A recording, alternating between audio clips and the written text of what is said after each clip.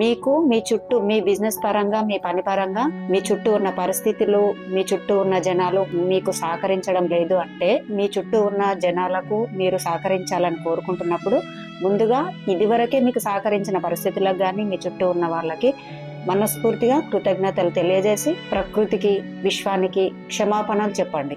మీకు మీరుగా ప్రశాంతంగా కూర్చొని ఒక 3 సార్లు మనస్ఫూర్తిగా క్షమాపణలు చెప్పండి. I'm sorry universe, I'm sorry universe, I'm sorry universe.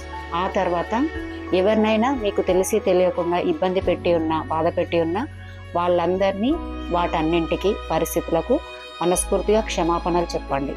ఎందుకంటే మనం ఏది ఇస్తే అదే తిరిగి వస్తుంది.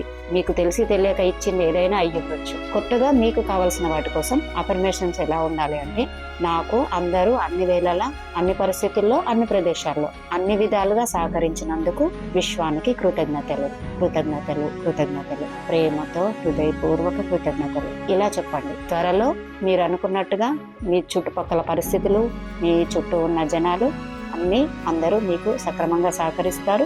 మీరు అనుకున్నట్టుగా అన్నీ సవ్యంగా జరుగుతాయి. Thank you universe.